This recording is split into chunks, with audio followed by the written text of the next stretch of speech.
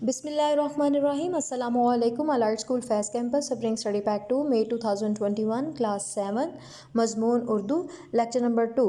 Lecture number 2 میں ہم سب سے پہلے جو کام کریں گے وہ ہمارا قواعد و انشاء کا کام ہے۔ قواعد و انشاء میں جو ہمارا کام ہے وہ ہے درخواست، اور درخواست لکھی جا رہی ہے ہیلتھ آفیسر کو محلے کی صفائی کے لیے۔ باخدمت جناب ہیلتھ آفیسر صاحب، میونسپل کارپوریشن جناب عالی، نہایت مؤدبانہ التماس ہے کہ ہمارے محلے اور محلے کا نام جو ہے وہ بریکٹ میں لکھا ہوا ہے، رحمان پورہ میں صفائی کا انتظام انتہائی ناقص ہے یا نہایت ناقص ہے۔ ناقص کا مطلب یعنی خراب ہے۔ گلی محلے میں جگہ جگہ کوڑے کرکٹ کے ڈھیر لگے ہوئے رہتے ہیں۔ گٹروں کی صفائی نہ ہونے سے سڑکوں پر پانی کھڑا ہو جاتا ہے، جس کی وجہ سے سڑکیں ٹوٹتی پھوٹتی جا رہی ہیں۔ خاکرو پورے ہفتے میں صرف ایک آدھ بار آتے ہیں اور پھر پورا ہفتہ دکھائی نہیں دیتے۔ اکثر جگہوں پر تو پانی کے تالاب بن گئے ہیں اور مچھروں نے تو ہر شخص کا جینا حرام کر دیا ہے۔ اہلِ محلہ کی آپ سے گزارش ہے کہ محلے والوں کی آپ سے گزارش ہے کہ محلے کی صفائی کا معقول یعنی مناسب انتظام کروائیں اور سب لوگوں کو ان مشکلات سے نجات دلائیں۔ تمام اہلِ محلہ آپ کے احسان مند ہوں گے۔ العرض درخواست گزار اہلِ محلہ رحمان پورہ۔ یہ تھی بیٹا آپ کی درخواست۔ آپ یہ درخواست جو ہے اس کو یاد کریں گے۔ یاد کرنے کے بعد آپ اس کو اپنی کاپی پر لکھیں گے۔ اس کے بعد دیکھیے بیٹا آپ کا نیکسٹ جو کام ہے وہ ہے کہانی۔ کہانی ہے عقل مند لومڑی، اور اس کا جو نتیجہ ہے وہ ہے نا اتفاقی کا انجام بھی برا ہوتا ہے۔ کہانی ہے، ایک دفعہ کا ذکر ہے کہ ایک شیر اور ریچھ میں گہری دوستی تھی۔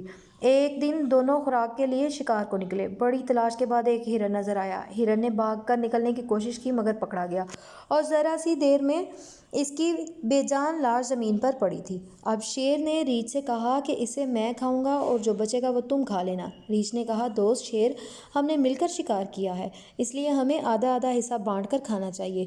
شیر ریچھ سے زیادہ طاقتور تھا، اس لیے وہ نہ مانا۔ اس پر بات بڑھ گئی اور دونوں ایک دوسرے کے دشمن بن گئے اور لڑنا شروع کر دیا۔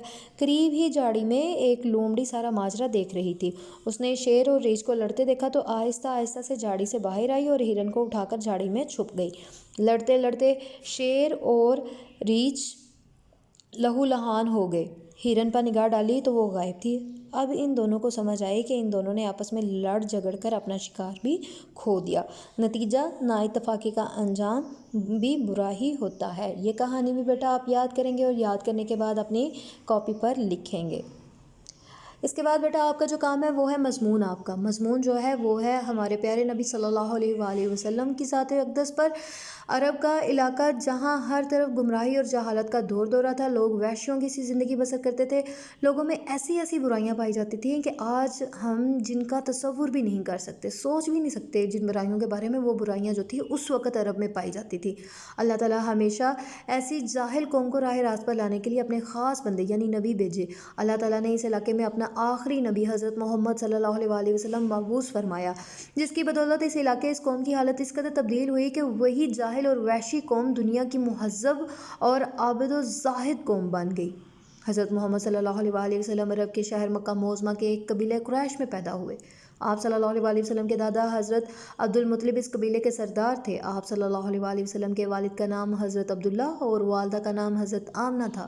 آپ صلی اللہ علیہ وآلہ وسلم کے والد اور حضرت عبداللہ کی پیدائش سے پہلے ہی آپ صلی اللہ علیہ وآلہ وسلم کے والد حضرت عبداللہ آپ صلی اللہ علیہ وآلہ وسلم کی پیدائش سے پہلے اور والدہ حضرت آمنہ آپ کی پیدائش کے تھوڑے عرصے بعد وفات پا گئیں۔ والدین کی وفات کے بعد آپ صلی اللہ علیہ وآلہ وسلم کی پرورش کا ذمہ آپ صلی اللہ علیہ وآلہ وسلم کے دادا حضرت عبد المطلب نے لیا، اور ان کی وفات کے بعد آپ کے چچا حضرت ابو طالب نے آپ کی خبر گیری کی۔ حضرت حلیمہ سعدیہ نے رضائی والدہ کی حیثیت سے آپ صلی اللہ علیہ وآلہ وسلم کی پرورش فرمائی۔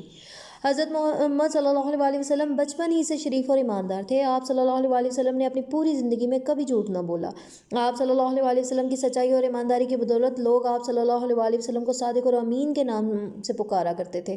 آپ صلی اللہ علیہ وآلہ وسلم کی شادی حضرت خدیجہ سے ہوئی تو اس وقت آپ صلی اللہ علیہ وآلہ وسلم کی عمر مبارکہ 25 سال تھی۔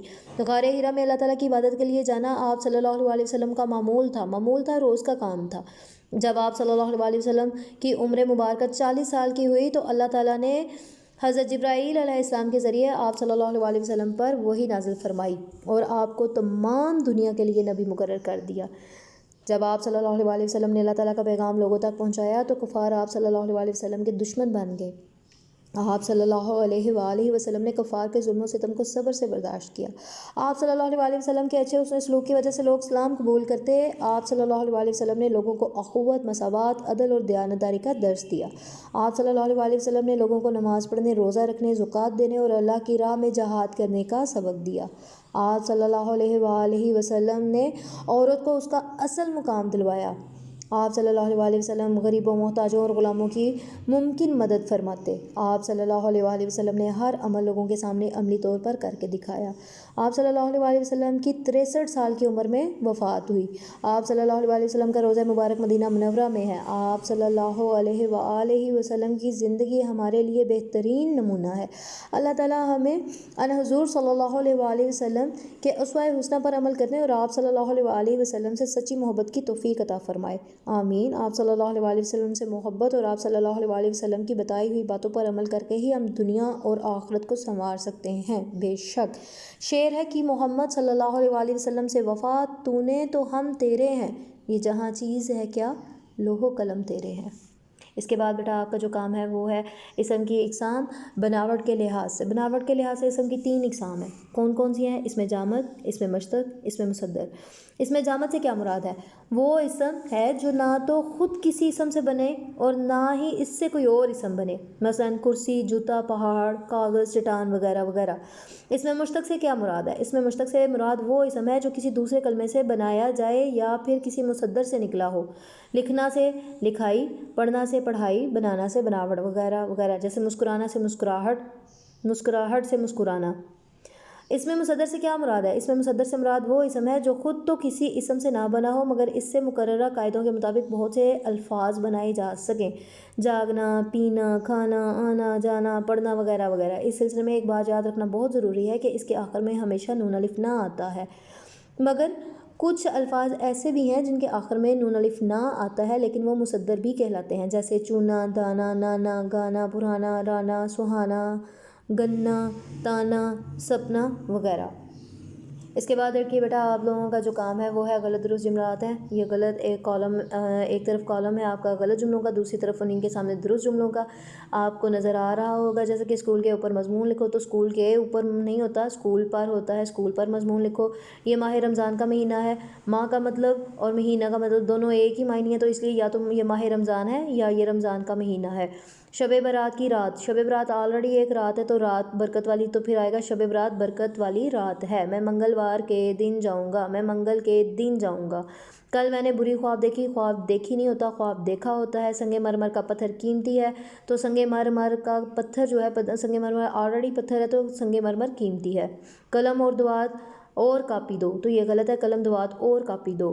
پاکستان دن با دن ترقی کر رہا ہے تو پاکستان روز بہ روز ترقی کر رہا ہے۔